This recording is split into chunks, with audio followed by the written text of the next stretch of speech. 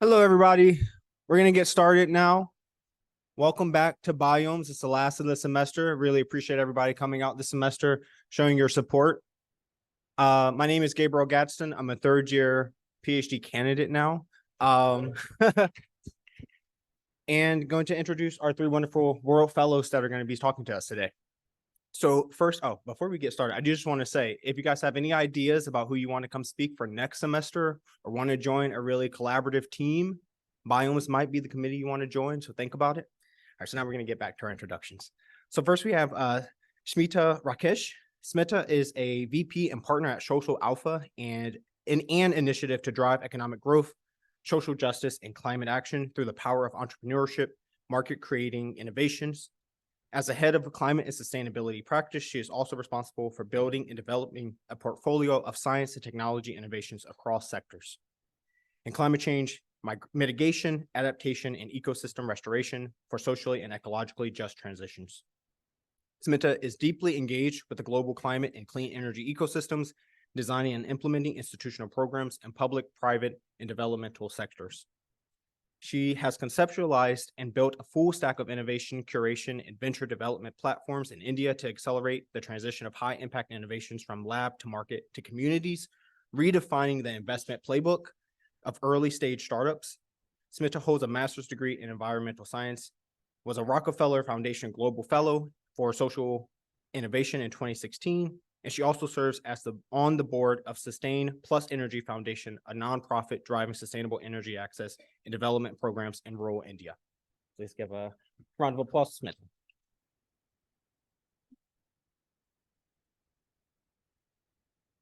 Next, we have Rafaela Schweizer. Got it. I butched it, and I'm sorry. I botched it rather. Rafaela is the director of the migration program of the Robert Bosch Stuffen. Rafaela is a political scientist focusing on international relations and global governance, and has published widely on global governance, migration, integration, conflict, as well as climate change and intersections of these issues. Rafaela is also a board member of the Doris Weppermann Foundation, a German foundation focusing on supporting youth-led initiatives, fostering democracy and civic participation. She holds a doctorate from the University of Erlangen, Nuremberg. She studied political science and law at the University of Munich, as well as international studies, peace and conflict studies at Goethe University, Frankfurt and Maine, the Technological University of Darmstadt, and the University of Complutense of Madrid. So please give a warm welcome to Rafaela. I'm so sorry again. And next we have Binbin Wang. Binbin is a climate activist and social scientist. She offers extensive expertise on global climate governance and policy, nature-based solutions, strategic communications, and multi-stakeholder cooperation between actors from different sectors and institutions. Binbin co-founded a local think tank to conduct national surveys investigating the public's perceptions on the climate, the key findings of which were picked up by China's National White Paper and the United Nations Framework Convention on Climate Change. Her monograph about China's green transition was published by Springer Nature and received a nomination at the China New Development Awards in 2022. Because of her outstanding leadership in the field, Binbin was selected as a member of Homeward Bound, a worldwide women's leadership training program. As well as a well-respected influencer and super connector, she is now accelerating bottom-up actions and joint efforts between China and the world towards the global net zero transition. Please give a warm welcome to Binbin.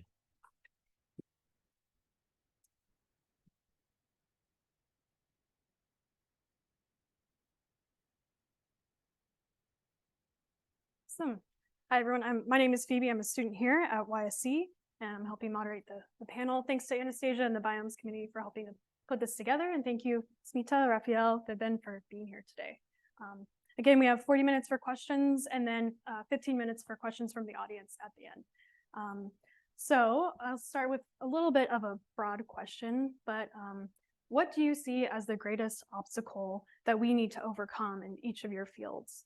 And what are some strategies that you have seen being developed or used to overcome these challenges? And what are some strategies that you yourself use in your work to overcome these challenges? Binbin, would you like to? Yeah, sure. So I work on climate governance and policy. And actually, when we talk about climate, now we have a new goal, is carbon neutrality, net zero, right? And when we face this kind of, big goal, and there are three obstacles or challenges, and I called it as three gaps.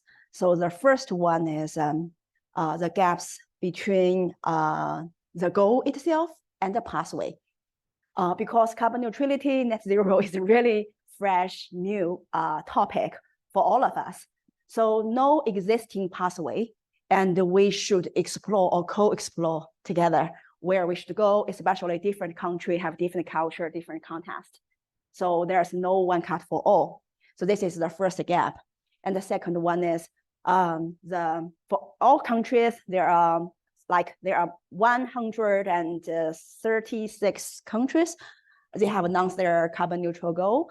And at central level, they have strong ambitions, but at a local level, how to help the local government, like the private sector and the local people understand it. And there are a huge gap as well. And the third is people. So people around the world now, the awareness on climate change is a bit higher than before. But on carbon neutrality, still, hear a bit, but not understand it. And so when we talk about, change your behavior, why? Give me a reason. So there is a huge gap between their awareness and their actions. So these three are the key gaps, and how to, overcome this kind of obstacles. So from my perspective, my strategy is conduct national surveys and also cooperate with Yale University, with the School of Environment. You have the Yale program on climate change communication. So I work with the program here, and we conduct the comparative research to see at global level, which country their awareness is high, the people there, and how about their understanding about the policy and about their willingness to change their behavior. So from this kind of research, we can provide different kind of strategies to policymakers, to international NGOs, and also local NGOs to identify their audience and who and how to influence the targeted audience and make the broader change. Yeah. Yeah. So I work very much on the issue of what we call climate mobility or climate migration. So that sits very much in the adaptation and resilience space. In the last COP cover decision, that was covered in the loss and damage section for the first time in actually the COP cover text. And in my work, which is a philanthropy, so we work with a lot of actors in the space, we try to address the issue from the global to the very local level. So if you look at the issue and the climate space in particular, we see countries like Tuvalu just got the recent numbers from NASA that they will be almost entirely underwater by 2050. The data previously told us we will be there by 2100. So that's a huge difference in the lifetime experience of people. We published a report with our partners at COP27 last year, modeling climate mobility for the African continent. We will provide more data at COP on the Caribbean and other regions. But the modeling work showed us that we might see a mobility of people across Africa of up to 5% of the population by 2050. And that is up to 1.1% of today. So that is something that we really need to prepare for, but it's already happening. So in 2022, we had more than 8 million people internally displaced because of only disasters. So very sudden onset displacement. So when you think about strategies, it's not only a migration issue. I'm a migration person. I'm not from the climate space as my colleagues here. But the answer to many of the challenges that we are facing do not sit in migration policy, because migration policy comes in when people are being displaced, when disaster hit, when you need to relocate people. But when you think about the effects of climate on people, most people, they don't want to go, they don't have the actual incentives to want to move because I want a new job or something around that. So we need to think about resilience and adaptation. So with that knowledge and with that field that I'm working in, we are really trying to move it from the migration space more into the climate debates.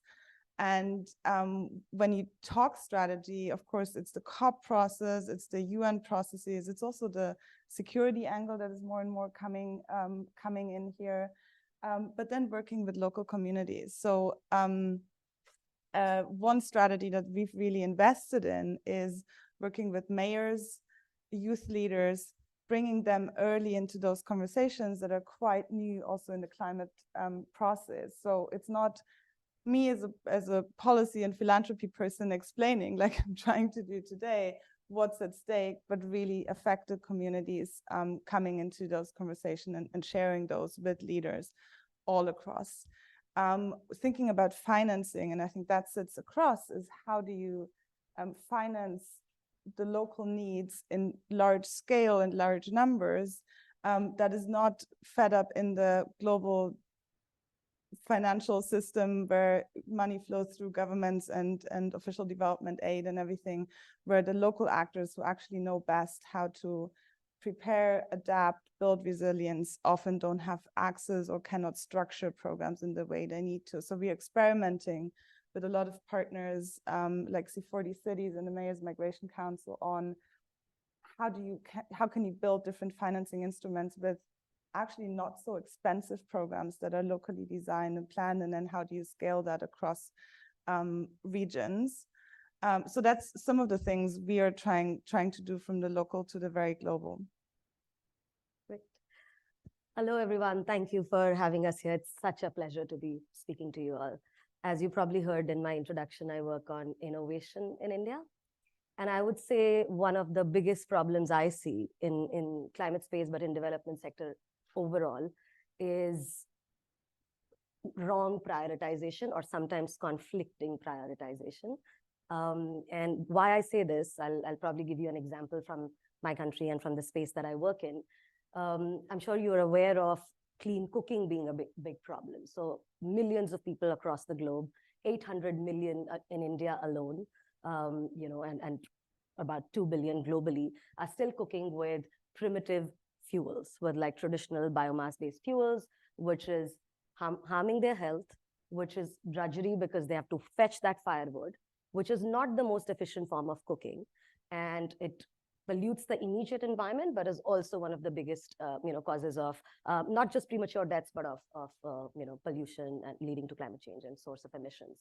Now, it is a climate agenda, it's a health agenda, it's a gender agenda, it's a livelihoods agenda. And you would imagine that it would be everyone's priority coming together, except that it's the case of most divergent priorities, where some solutions are criticized from the health perspective, the same solutions are supported from, say, livelihoods perspective, or from, say, civil society that's working more with groups that are talking about affordable solutions.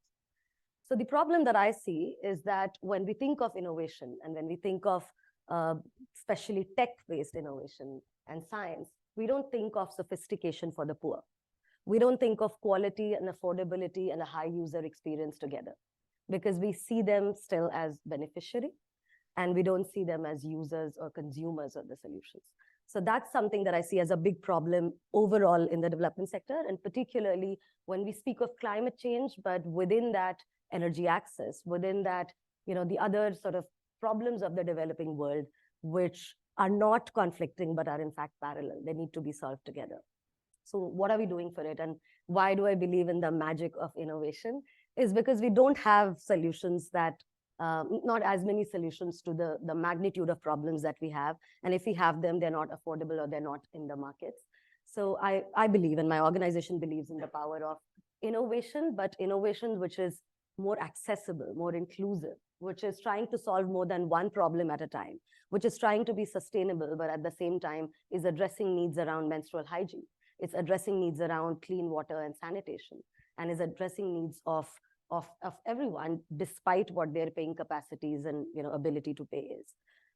So what we do is, and how do you do that, right? Because it takes money to innovate, and therefore the biggest problem is that you put money where you're going to make money faster. And that's why the financing world or the innovation world will not prioritize problem statements from the poor. So how we do it is broadly, I would say 3 things. One, going problem statement first. What problems do we prioritize to solve for will change the game? That is what I believe will lead to the real impact. We usually look at impact in a very post facto kind of a way. We do programs and then we measure what impact have they created, or we look at what impact is an innovation creating. But do we have the same lens? Do we have the same sort of an integrated approach when we are selecting or choosing where do we want to put in our money? Where do we want to push our sector, right? And we'll speak about funding as well, and how funding sort of dictates at times where the innovators are going to be working more, which sectors are going to be more fertile.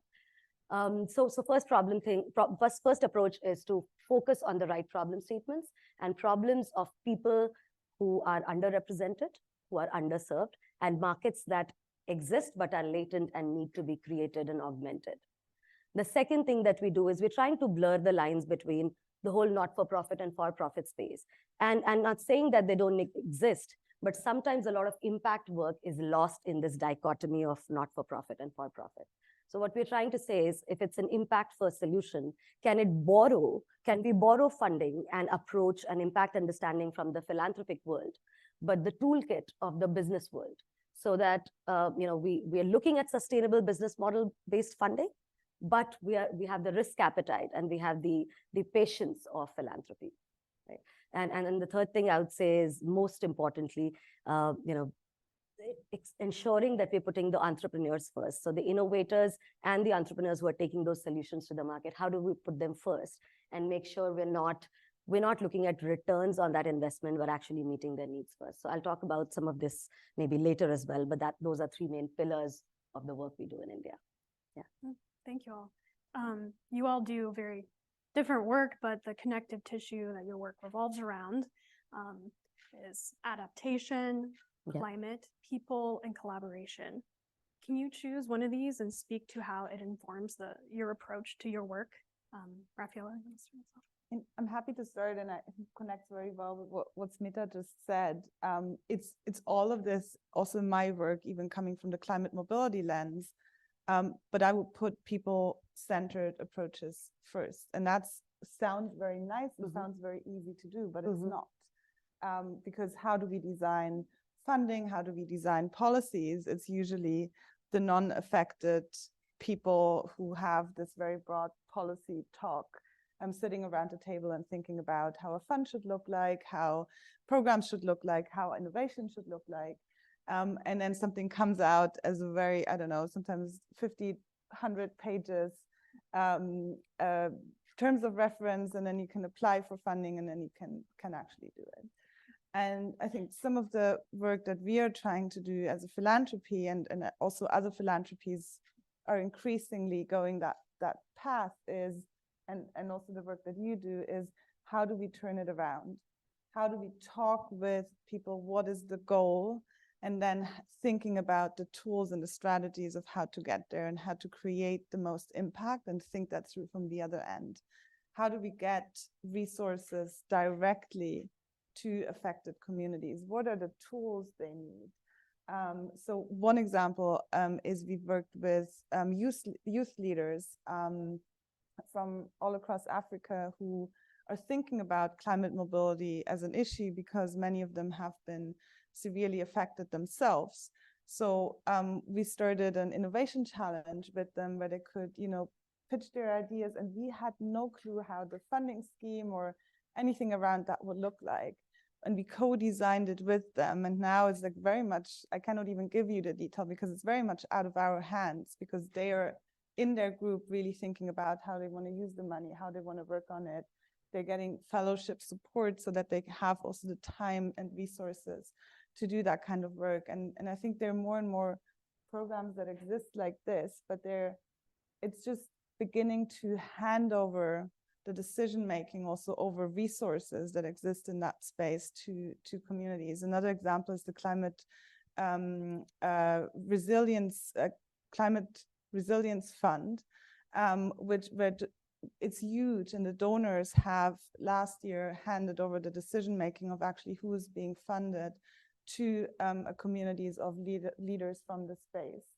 And that's, donors are it's very hard to let go, and you always want to have like the veto right, and you want to have a feeling of, oh, maybe we know better, and we know, and there are processes happening slowly in that space. And I think the big goal now for me and my work is to convince governments to do the same, because we from the donor community can pilot that, but the resources that we have in comparison to governments are very limited. And the government funds is sometimes it takes 4 years for one adaptation project to apply for, and then there's one tiny mistake that you make in the 500-page application, and then it's being rejected, and you have to wait another 4 years. If we talk in countries like Tuvalu, they don't have the time to wait for that. So how do we work with those big investments that are hopefully, and that's another conversation, coming in the coming months, also during this COP and after this COP, to change the turn of the how of financing? And for me, that's one of the key things. And the headline I will give to that is people-centered. I'll probably speak about collaboration to build on what Rafaela just said. A lot of work, and because I spoke of especially conflicting priorities and working in silos, a lot of work that we're trying to do, and just using that as an example, we realize that for innovation, the whole ecosystem needs to come together. And India, the innovation ecosystem is fairly disjointed.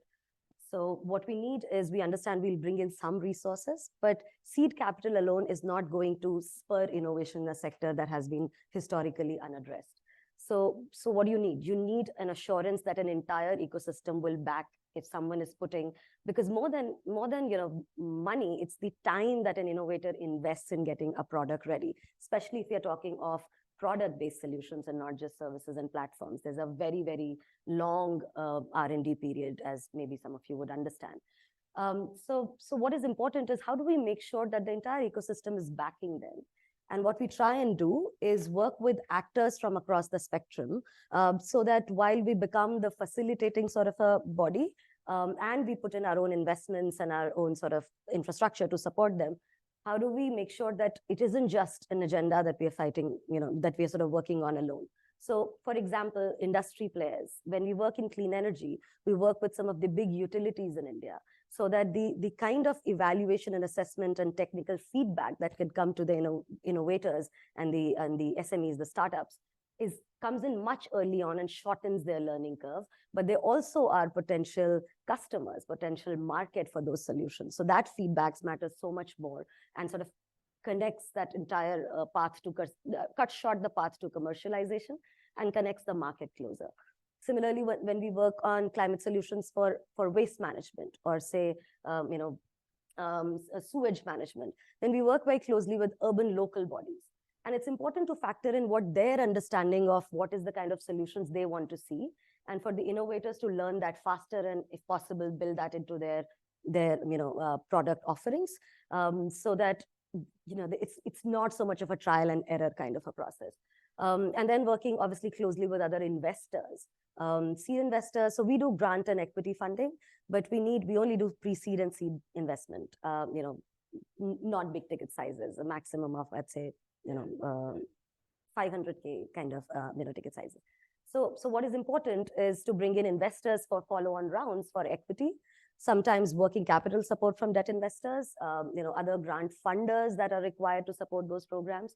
And many of the accelerators that we run are actually run in partnership with like-minded funders who see that problem exactly the way we do, and are open and agile to sort of not have a very structured approach, but sort of meet the needs of enterprises and solutions that apply for it, and that sort of come into the accelerator. So working on very thematic partnerships, working on technical partnerships, working on business partnerships, but more importantly, making sure the industry, the government, civil society and funders are a part of the sort of any initiative that we run. Otherwise, very often, more often than not, one enterprise is having to go to this one incubator for lab support, the other incubator for seed funding, some accelerator for a pilot, civil society organizations for getting a sense of what's happening at the grassroots. So it's multiple people that they're going to and losing precious time, not just their time, but our time, in that process. So I cannot emphasize the need for collaboration. I don't think we would have achieved even 1/5 of what we've achieved without the partners that we have. We come from the same program, World Fellow Program. So most of the time we'll find a lot of synergy among of us, like youth power, like cooperation. So my approach is a bit similar. Actually, COP28 will happen very soon, right? And my first COP is COP15, is in 2009. And in the previous years, what I learned from COP is that it's really about the global climate governance. What global climate governance mean is multi-level, national, regional, global, and multi-stakeholder participants. And among the multi-stakeholders, my approach is a different period. I try to identify different stakeholders who can contribute a lot or play a constructive role at that point, at that moment, to the global climate governance, to keep the momentum. For example, right after COP15, Copenhagen, at that moment, China government don't know how to cooperate with the international community. Mm-hmm. It's still a follower. So it's try to control everything, like control the civil society, control the media domestically. So I think it's very important to make a change. So at that moment, I worked for international NGO. So my approach is that I try to analyze the add value of civil society, of media, and provide this kind of a policy briefing with the China government. And they said, oh, it's a very fresh idea because the people who stay domestically, they cannot provide this kind of analysis. So we have a dialogue, and I help the Chinese government to open dialogue with the civil society, with the media. So it changed a bit, and then more and more, there is a mechanism there for this kind of dialogue, and the China government contribute, constructively to a process. And right before Paris Agreement, there is a joint announcement, joint statement with US, with France, and I'm happy to see that since this kind of dialogues help the Chinese government understand more about the procedures, about the governance rules, so it can contribute a lot. And then right after the Paris Agreement is Trump's time. So if US withdraw from the Paris Agreement, what will happen? Then because US is so important in the world, right? And US contribute a lot on climate finance as well. So if, and climate finance is always a bottleneck or a block. Developing country, especially from Africa, from small islands, they always lack of money. So US withdrawal is a very negative, signal to the international community. Yes, we will have less money, to support the developing country. So at that moment, my idea is cooperate with private sector. If we cannot find more money from the public, go to the private sector. And there are a lot of philanthropists, and we can lobby them, please provide your money to support this kind of global movements. And I successfully lobby one Chinese philanthropy to donate money to UN and set up a special fund. It's right after the Paris Agreement. And now what I'm doing is take care of working with a Global Alliance of Universities on Climate. It's a youth alliance. And Yale is also one of the member university. At global level, we have 15 member universities. So we work very closely to mobilize the global youth to be prepared for the net zero future. Because as Paris Agreement mentioned, net zero future, we should reach it in the middle of the century. And I realized at that moment, I will be retired. I think half of the people in this room will retire, right? But half of this room, you are the master of the net zero future. So this is the idea come from, we should cultivate the future leaders to be ready for the common future. So how? Then I look back, the global climate governance structure, multi-level, right? Okay, at a national level, we open the world-class universities education resources to the global youth. So we organize Climate X training program and recruit the global youth to join us. And this year, we have 1,000 students from 77 countries, 400 universities. And 88% of the participants, they're from the global South. So the faculties here in Yale and in Columbia, in Tsinghua University, in YSE, Cambridge, Oxford, they contribute courses and train the students and help them to understand why climate acts. Because net zero future is another round of industrial revolution. So it's a systematic change, transition. It's beyond climate. We cannot only focus on the area of climate. We should realize the synergy between climate and other 16 SDGs. So climate X means climate X other SDGs. And we encourage the young students to find your own synergetic, creative solutions based on your different background, education majors. And after that, we organize at regional level, we organize a regional climate forum, compare with the UNFCCC's Regional Climate Week.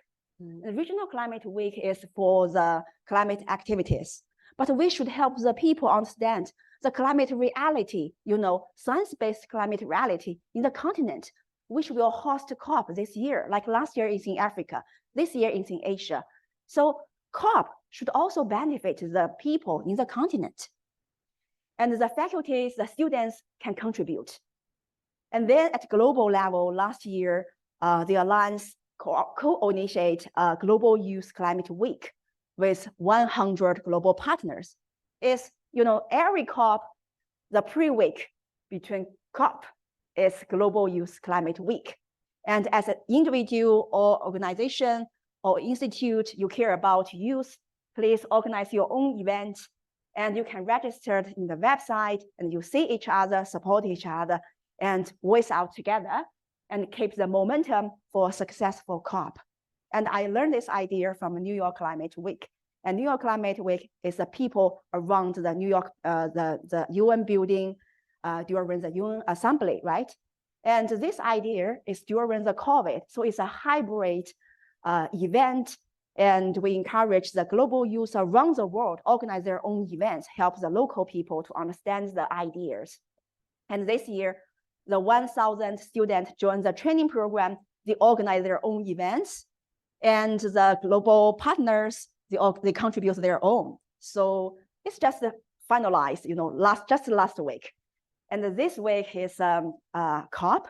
So we organize the global youth ambassadors. We selected from the trained students and organize a youth delegation to COP. And some of them from Yale. And we cooperate with the Yale youth delegation and other youth delegation together. And this year, GALC, the Alliance, also first host the GALC Pavilion in the Blue Zone. And it's an open pavilion for all the youth, from different universities.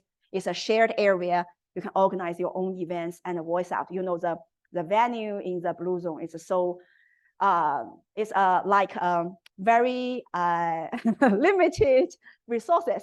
So we hope we can provide more resources and shared resources to support the global youth voice out.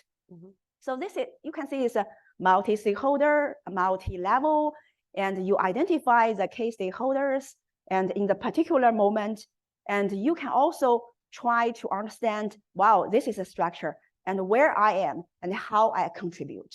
So I stop now and can share more if needed. Yeah, thank you. Then you kind of talked about being kind of aware of the moment, and we talk a lot about better technologies, innovation, and progress in the climate field. However, there's a cultural push for scaling back from our growth or progress-oriented models for more traditional ways of living that can grapple with our current and oncoming challenges. Is there a way to do both? And what do you see as the path forward, and why do you believe so? Smita, do you want to start us off? So I mean, you'll have to stop me if I go on a rant on this. So one, I believe if you go to the actual traditional ways of doing so, they're not so conflicting with what we are talking about when we say sustainability, right? It's what we did in the middle, Industrial Revolution and thereafter, right? But did we not need to do it? Like world population growing, the kind of demands growing. So there were, I mean, we can debate on both sides of every argument, when it comes to development versus, sustainability. The problem is that, yes, there is a lot of resistance from business as usual, and I'll not call it traditional, but I'll call it business as usual. There is definitely resistance, multiple issues. One major issue is that while we all talk about innovation, to have an appetite for innovation, you have to be willing to not compare it to something else. So even something as simple as government tenders, the benchmarks that they have are not innovative, right? So they're not open to invite new solutions that will not fit into the guidelines or standards, right? And because we're not looking at the solution, we are making those benchmarks compared to what we have as of now, right? Most of the benchmarks, whether it's government benchmarks and in many cases private sector procurement benchmarks as well, are based on what is available in the market right now, and not based on the problems that they need solving for. And therefore, innovation is often compared to the business as usual, and which it's trying to do better than. So it's counterintuitive, first of all, I think. Second, in terms of behavior change, which is a big area when it comes to large scale adoption of sustainability-based products, but also practices, right? I am a big believer in incentives, and I think aligning incentives is one of the fastest ways to move together in any direction. And that's how the world has moved, right? Like, so any kind of movement has happened because people feel the right incentives, mostly financial incentives, because that plays a big part in decision making. But any kind of incentives that are strong, clear, and understood, not in a way, not in a patronizing way. So a lot of behavior change conversation, especially when it comes to low-income communities in the development world, are very patronizing and are very insensitive, I'll say, right? And I'll be provocative in saying, we live very unsustainable lifestyles, but we go and say, oh, your stove is dirty, why don't you use a cleaner stove? Why don't you, or this has to be your way of crop burning because you're causing pollution. Yes, they are, but if you look at the average emissions from, say, somebody in a low-income community in Africa or in Asia compared to some of us in big cities across the globe, it's a sea of difference, right? And yet we will want to fix that first without realizing that we don't have the right solutions that meets their needs at the prices that they would want to meet their needs, and solve for the larger problem, which is a public good, which is everybody's problem, right? So there is I feel like the behavior change mindset, or the requirement when we talk about innovation or new practices, there is a pushback, but there's a pushback not just in the mindset of the user group, but also in the way we look at how we go about it, right? And finally, the only thing I want to say here is, if we aligned incentives, if we brought in, why can't we look at, for example, cheaper innovation? Why can't we? Coca-Cola has reached more villages in India than clean drinking water has. Now these are the realities of our times, right? Why did we prioritize it so wrong? Why did we put resources? Why did our incentives not align for clean drinking water? Not for the state, not for markets, not for civil society in a way to solve for these solutions. More than 160 million Indians do not have access to clean drinking water. And I'm so sorry, I'm quoting a lot of data from India, but that's where I work. But you'll find in those villages, Coca-Cola, Pepsi, all these brands of chips, mobile phone network reached, connectivity, and for the better, but reached more parts of India than, better sanitation did. So these are examples of how we've not managed to just align incentives, and we think markets will not work. We feel like affordability will never be there for water, but we can challenge our own understanding when we think of innovation. Yeah. I mean, from my side, very much in the adaptation and resilience space, I see a lot of technology helping predict disasters, helping people to protect themselves. So there is a lot of interesting technology happening and unfolding that we can use for saving lives and even preventing loss and damage, if you want to put it like that.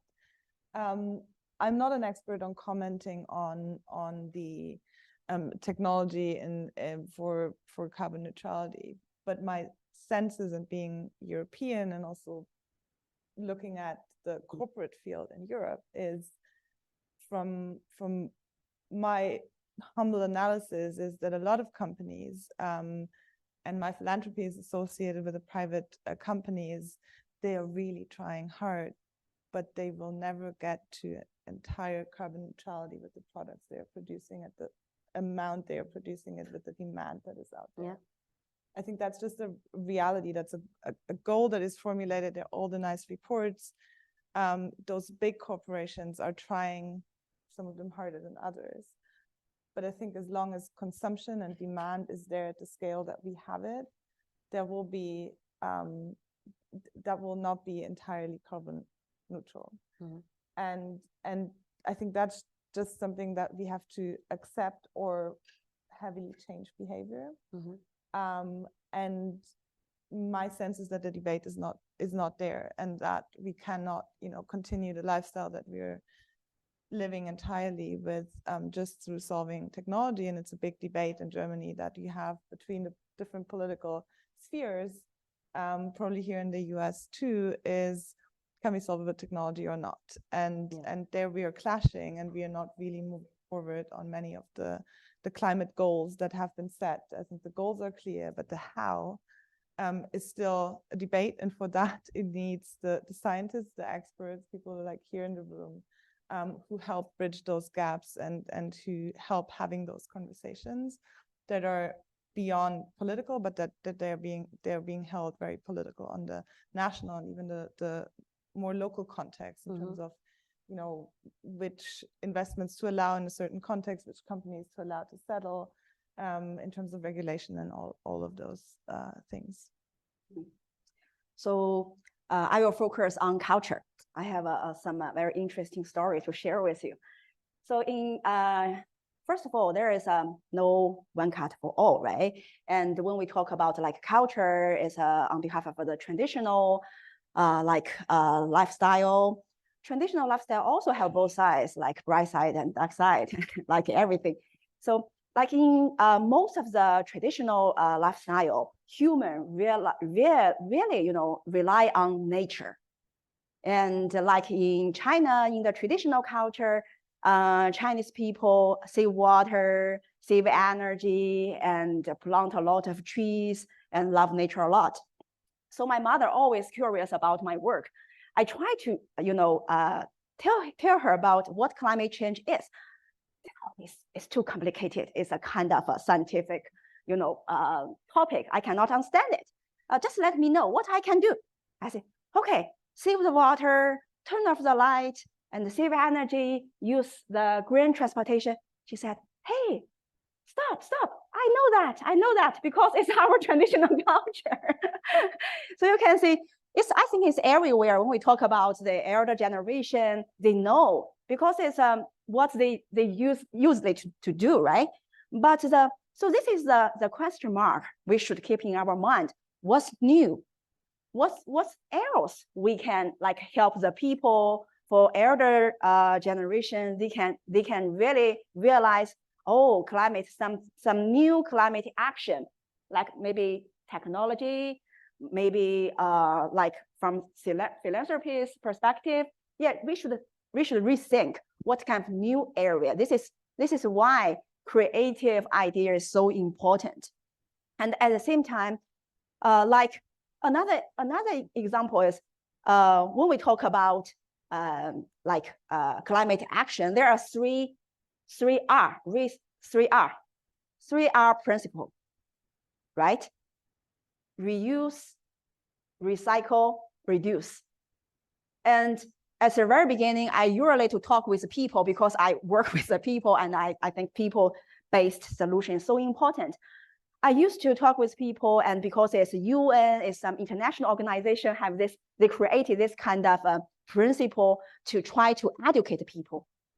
But what people really care about, when I stay with them, try to transfer my standing point and stay with them, I find they really care about is cheap, whether this product is cheap, it's convenient, it's comfortable.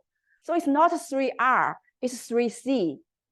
If we really think from 3R, then for some private sector, their products may be very high cost, and they have to, sell the products in a high price, and the people cannot buy it because it's too expensive.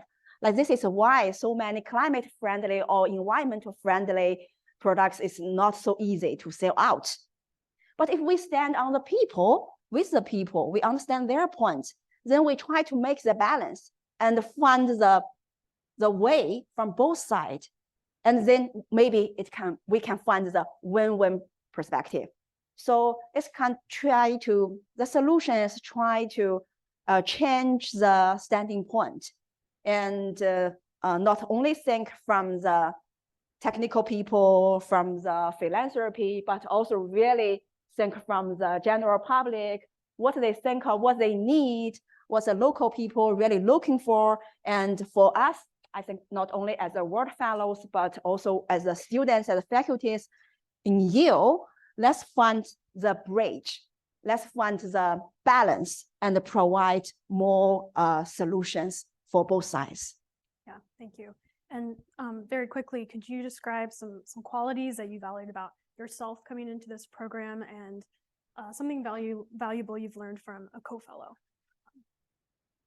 Learned a lot from the co-fellows, and if I can share very personally, I feel like optimism was rusting a little bit, and every now and then some of the, I can say in this room, some of the political context of where I come from, social context, the problems that you're working on, a lot begins to sort of rust your optimism and the sort of conviction at times, if I can say so, and just makes you like this. There was a little bit of self-doubt in terms of, is this the right pathway? Is everything going well? So just coming back to the fellows, and I keep getting inspired by each one of them.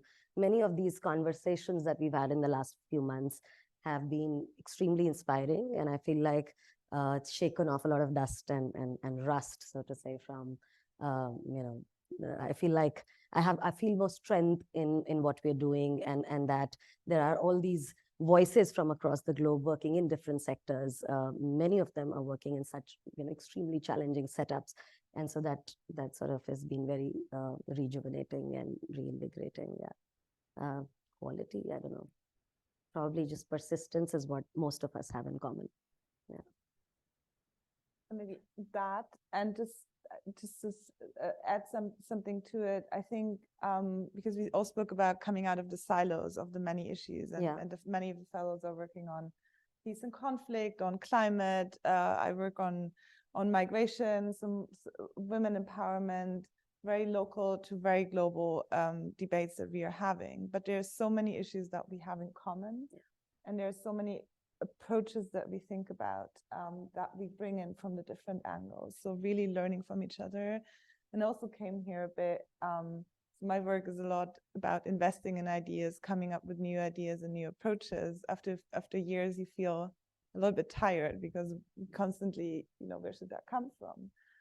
But this group really is giving a lot of new ideas, a lot of energy to think about things from a different angle, to start something new, to invest in unusual ideas of people that are trying to bring a different angle to some of the conversations. And I think that is what I'm going back with to my work and continue to what I'm doing.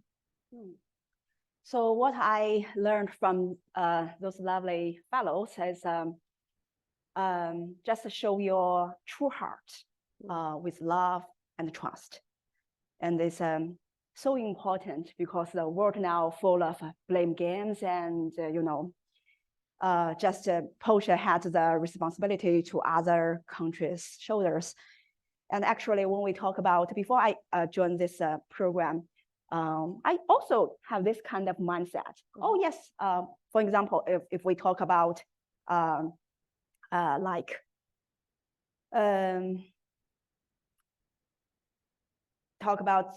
historic responsibility of climate. Yeah. Oh, it's developed country. It's not developing country. Yeah, it's very easy to think in this way. Oh, it's a role. It's a global role, right? It's since it's a UFCCC, and in this way you can just push the responsibility ahead, and you feel, oh yes, it's not my my role. But in this group, it helped me to realize that we should count me in. When we talk about some topic, we are the one who can really make the change. If we just put ourselves aside, it's very easy to blame others. But if we put ourselves in, it will make a difference. And I still remember the first time I heard someone blame China, I feel, oh, I cannot defend China because I know I work in that country. I know it's not so perfect, right? If it's perfect, I say, oh no, you are wrong. But I can't. I know there are a lot of problems as same as here. So I just say, oh, think what I can do, right? But so when I try to find the reason, and then I thought, oh, world order was designed by US after the Second World War.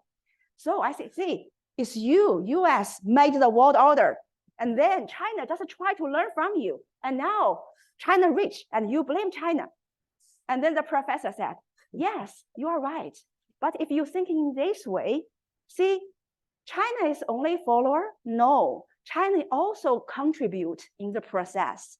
China is also a player in the world order. But if you think in this way, China participates negatively, passively. But if you think you change your mindset, China can contribute proactively. I say, yes, in this way, count China in, but not just, oh, it's your fault, it's not mine. Just blame each other, right? Yeah, it's release to think, oh, yes, once I count myself in, it makes sense. And more important is, if I only talk about China, only about US, it's about country. It's not about real people. But from this program, I really found so many lovely people, we from 16 countries. They are true, they are real people, real human. We have strengths, we have weakness. But more important is that we full of love. We love each other, always hug each other.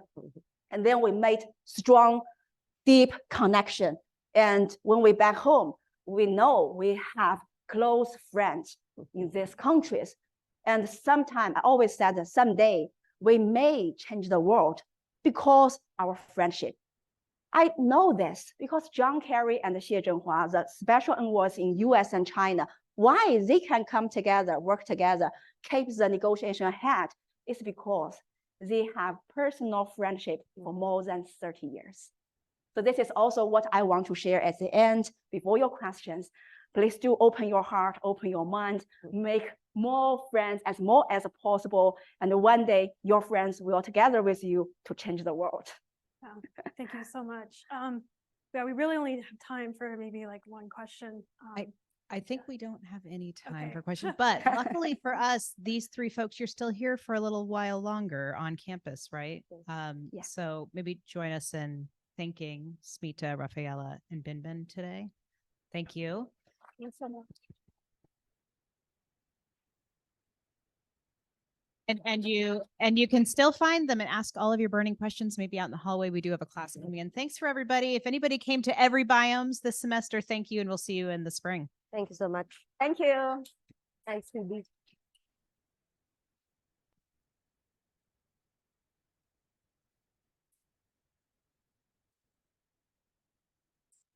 No worries.